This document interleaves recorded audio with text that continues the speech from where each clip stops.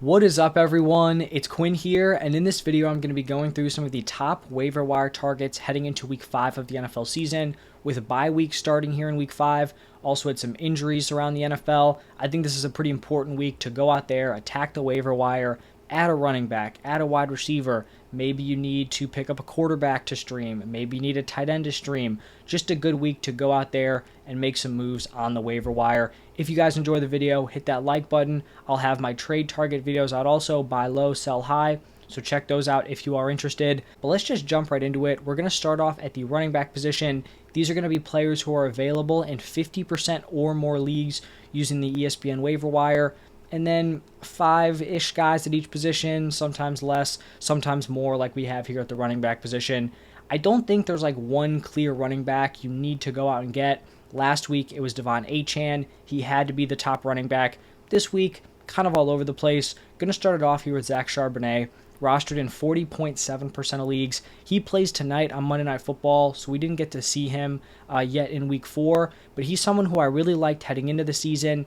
Didn't look great in week 1. It wasn't trending in the right direction, but he's starting to improve on his role. Week 3, he started eating into the goal line touches, eating into the receiving usage. At this point, I think he's a very valuable handcuff, but I also think later on in the season, he could carve out enough of a role where he could potentially be playable in certain matchups. So I like Zach Charbonnet. Hopefully he puts together a solid game on Monday Night Football. Then we're going to have Gus Edwards, who's rostered in 46.1% of leagues, and he operated as the clear running back 1 here for the Ravens. 69% snap share, 65% raw participation. He took 14 of the 20 running back carries. Now, this is a weird backfield. It's been a mess. You know, J.K. Dobbins, really unfortunate he went down because it looked like he was going to be the workhorse, and then since he went down, it's just been a mess. Justice Hill had been the 1A to Gus Edwards' 1B when they were both healthy. Like, they were kind of splitting the carries, but Justice Hill was way more involved as a pass catcher. Justice Hill did play in this game after missing week 3, but it seemed like he was limited. Obviously, we saw Gus Edwards take a large workload. So who knows if Gus Edwards is actually going to hold on to this role long-term or even into week 5. But if he does go out there, he replicates this workload in week 5, then he does become someone that you could potentially start moving forward. But I definitely wouldn't feel great throwing him into my lineup starting next week in week 5. The next running back is going to be Roschon Johnson, rostered in 45.3% of leagues, and I do think we could actually see that go down, so maybe he's currently rostered, but I think he could be released after week 4 here. His snaps took a massive hit in this game, only 22% of the snaps, and this was a backfield with Khalil Herbert where it was close to like a 50-50 split through the first 3 weeks of the season. Don't really know what happened in this game. They rode the hot hand with Khalil Herbert. He dominated the opportunities, dominated the usage, dominated the touches. But just looking at Roschon Johnson here, this is a long season. I think he'll find a way to work his way back in. I think he could get this back to like a 50-50 split. I think he even has the upside of just leading this backfield at some point. So I'm not giving up on Roschon. I still think he's definitely worth rostering. These younger running backs, they may take their time to break into these backfields, but we have to be patient. We can't just throw them away, the first time something rough happens. After Roschon Johnson, we're going to have Chuba Hubbard here, rostered in just under 20% of leagues, and Miles Sanders is currently playing through a groin injury, and he is clearly limited in terms of his usage. We actually saw Chuba Hubbard outsnap Miles Sanders, and he also ran more routes, so the Panthers are currently taking the approach of letting Miles Sanders play through it, but they're severely capping his workload, which is then giving Chuba Hubbard more opportunities in this backfield. So at this point, he is the clear handcuff for Miles Sanders, and there's also the possibility that they end up just sitting Sanders, they want to get him right, they roll with Chuba Hubbard, and then he becomes an RB2 in your lineup for however long Miles Sanders is out. So definitely a handcuff who should be rostered in more than 18% of leagues. The next handcuff is going to be Kenneth Gainwell, rostered in 45.4% of leagues. And week 1, it looked like Kenneth Gainwell was going to lead this backfield. Unfortunately, he gets injured. He misses week 2. Swift takes over, and he really hasn't looked back. In week 3, they were pretty much in a 50-50 split in terms of snaps and touches, but Swift just looked like the much better option. He kind of starts to establish himself as the RB1 here in week 4. Swift takes 45 snaps to Kenneth Gainwell's 27. Obviously, it's tough that Gainwell isn't going to be the starter. Maybe you thought you had a diamond in the rough after week 1, but I still think he's definitely rosterable here, right? He's the clear handcuff to one of the best rushing attacks in the NFL. So definitely still someone who's viable to be on your bench. DeAndre Swift goes down. You can feel comfortable throwing Kenneth Gainwell into your lineup as like a weekly RB2. Now shifting over to Kendre Miller here, rostered in 13.8% of leagues. Honestly, pretty disappointing here for Kendre Miller. He's someone who I really thought would be able to work into some sort of split with Alvin Kamara. And I was just really surprised how willing the Saints were to use Kamara as a workhorse. He had a 75% snap share, took 11 of the 13 running back carries, and then per usual was very involved as a pass catcher. But I mean, this week it was way crazier than normal. So I was surprised, right? In the offseason, they signed Jamal Williams. Then they also go out and spend a day 2 pick on Kendre Miller. It really seemed like they wanted someone to share the load with Alvin Kamara. Maybe they think Kendre Miller's not there yet. That's obviously not ideal if you do roster Kendre Miller, but he does still have 3 more weeks to kind of make an impact, showcase something before Jamal Williams could come off of IR. So I still think he's worth rostering, but it definitely was a hit not seeing him more involved here in week 4. Then we're going to have another kind of handcuff option, Tajay Spears, rostered in 20.2% of leagues.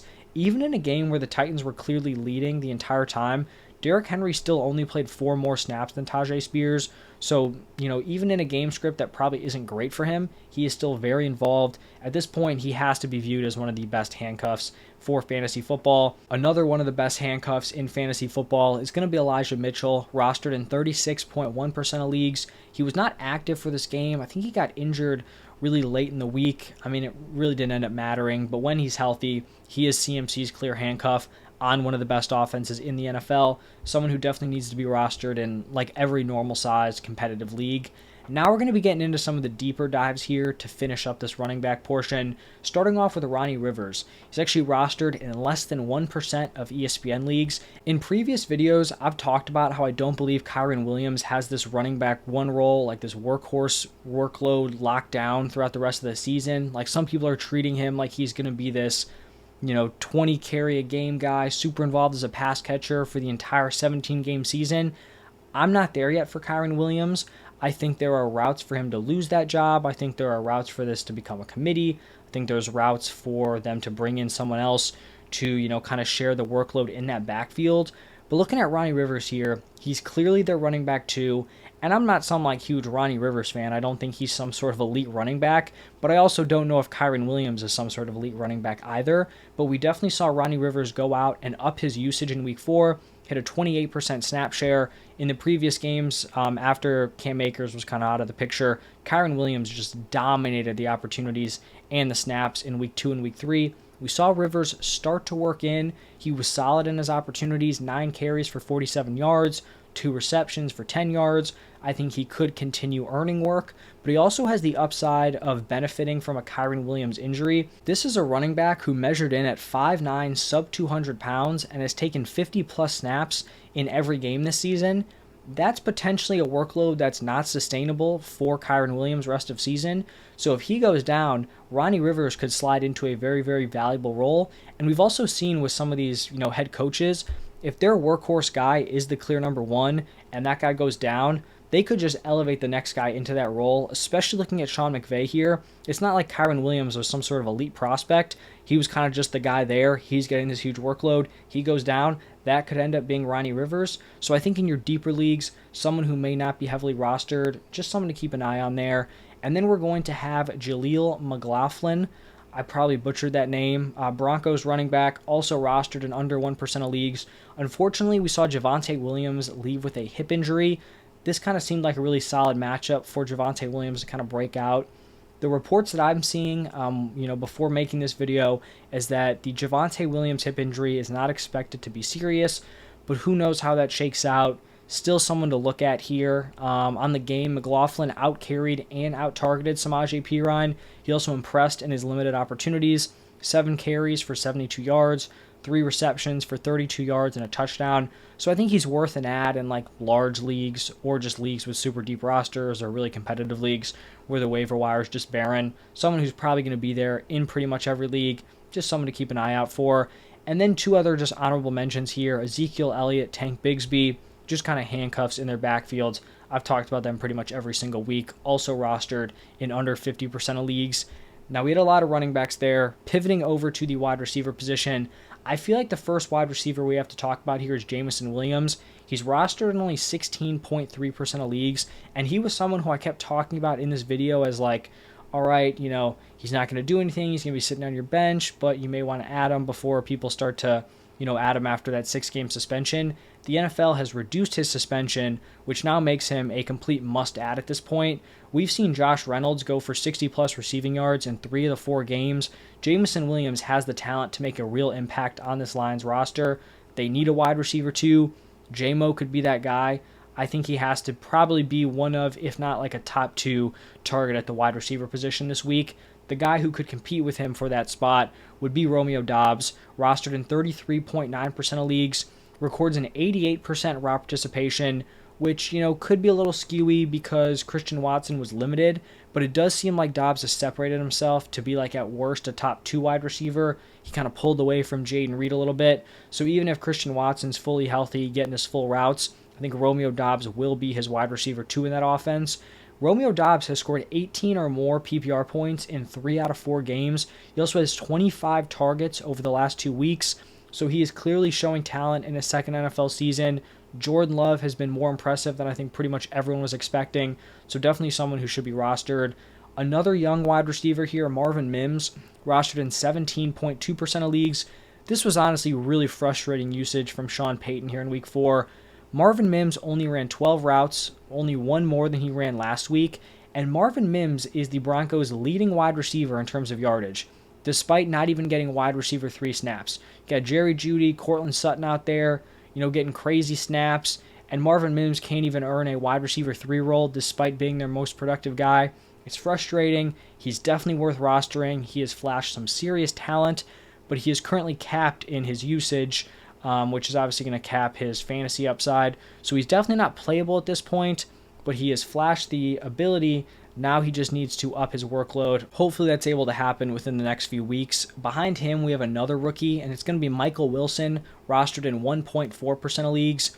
This is just kind of a rule I have. When rookie wide receivers flash their talent, we need to pay attention, even if it seems like it's in a crowded wide receiver room or an unappealing offense to be a part of. When these guys showcase their talent, we should pay attention. Michael Wilson, 74% route participation. He's been locked in to a higher route participation earlier on in the season. Rondale Moore currently ran the wide receiver 2 routes, but he's pretty much done nothing to warrant holding on to that role. So I think Michael Wilson could see an increase.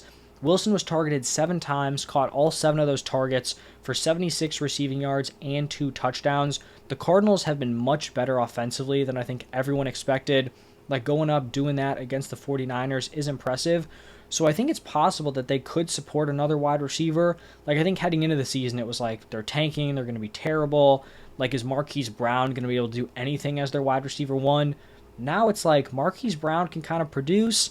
Is Michael Wilson going to be somewhat relevant as a wide receiver 2?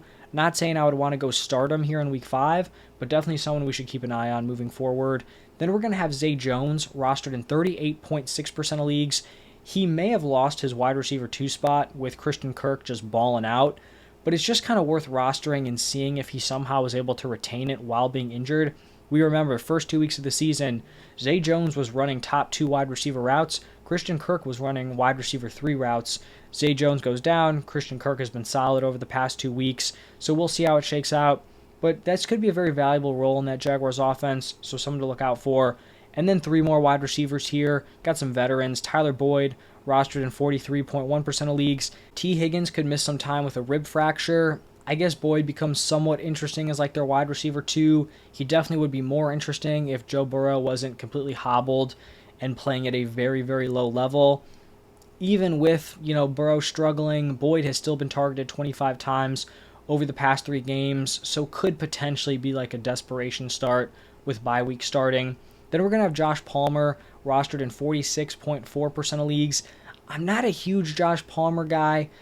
He logged a very impressive 97% route participation, led the team with 8 targets, 3 receptions for 77 yards. For me, I'd much rather buy into Quentin Johnston kind of long-term throughout the season than really want to rely on Josh Palmer. I believe they have a bye week here in Week 5, so that could also be a leg up for Quentin Johnston here.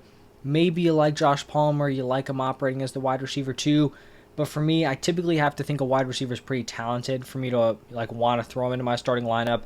Just not sure if I'm there with Josh Palmer, but I do get the appeal. And then the final wide receiver here, Michael Gallup, rostered in 42.1% of leagues.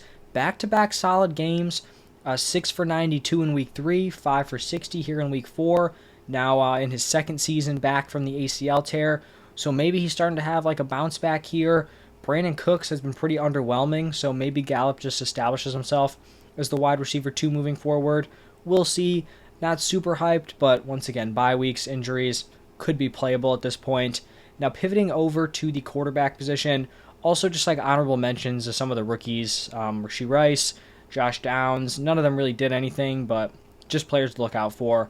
But now the quarterback position, got to start it off here with CJ Stroud, rostered in 30.7% of leagues. Have to imagine that's above 50% after week 4. He just put up his third straight strong fantasy game, 20 plus points in all 3 of those games. He's averaging 303 passing yards per game and has 0 interceptions. He has looked incredible through 4 weeks. I think a lot of people thought this would be a rough offense. He has elevated this entire unit. This offensive line isn't even healthy, and CJ Stroud is still playing at a very, very high level. Stroud and Richardson are looking like absolute smash picks from this most recent draft. And I think another interesting thing about CJ Stroud is that he has produced for fantasy in games where he was leading and games where he was trailing, right? Like, it's not like he's only producing in games where they're behind and he's throwing the ball a million times. They could have the lead, and CJ Stroud is still giving you solid fantasy production. So I think he's playable at this point. Probably like a high-end QB2 depending on the matchup, but definitely someone who could be rostered, especially if you're having some QB trouble. Then we're going to have Matthew Stafford, rostered in 33.3% of leagues. Through 4 weeks, the fantasy production really hasn't been great, but the passing volume has been really strong. He's averaging 41.5 pass attempts per game and 307 passing yards per game. Problem is, he's only counted for 3 touchdowns, so Kyren Williams has just been taking a lot of those touchdowns on the ground. That should even out at some point. With Cooper Kupp potentially coming back in week 5, Stafford could end up becoming a viable starter. Looking at that wide receiver room with how well Puka Nacua and Tutu Atwell have played, that's a really strong wide receiver trio there in Los Angeles. So Matthew Stafford, definitely someone who could be streamable moving forward. Someone who could play here in week 5, Sam Howell, rostered in 12.3% of leagues. He's put up 15 plus points in 3 out of 4 weeks. He just had that one really rough game against the Bills. I think that was last week in week 3. But he has a great matchup against the Bears, who just continue to get carved up. We just saw Russell Wilson go to work on them.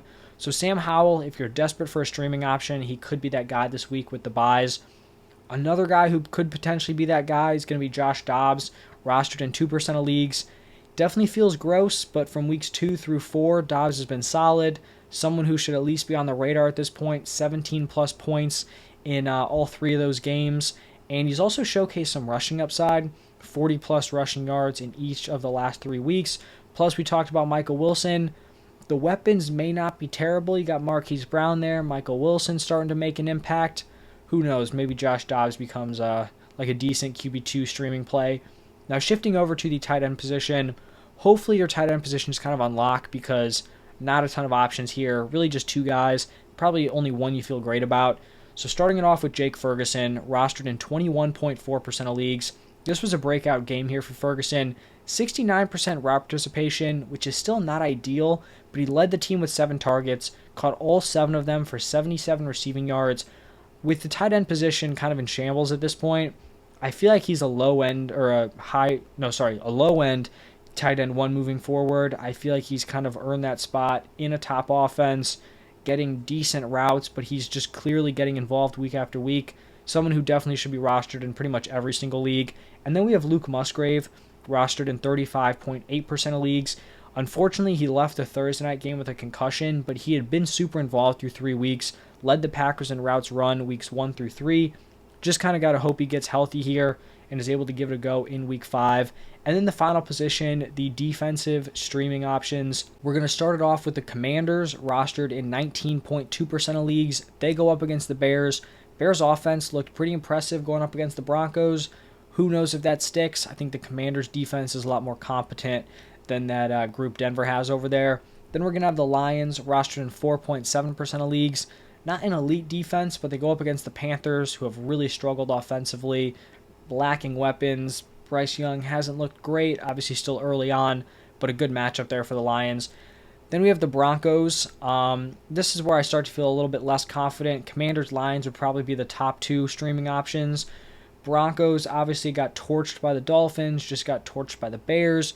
Jets offense has, prior to this Sunday night game, been like a matchup you want to target. Who knows if that was a fluky performance from Zach Wilson, but he looked decently impressive. If that Zach Wilson shows up next week, this Broncos defense is probably going to be in trouble, but who knows how that shakes out. And then the Bengals just gave up, I believe, 27 to the Titans, rostered in 37.7% of leagues. They go up against the Cardinals, kind of a defense that's underwhelmed early on, and then the Cardinals have probably overperformed offensively. Once again, don't feel great about it, but it's kind of like the state of these streaming defenses at this point. That's going to wrap it up for the top waiver wire targets from every position. Hopefully you all enjoyed the video. Go out, dominate the waiver wire. If you enjoyed, hit that like button. Check out the trade videos. Thank you all for stopping by, and I'll see you in the next one.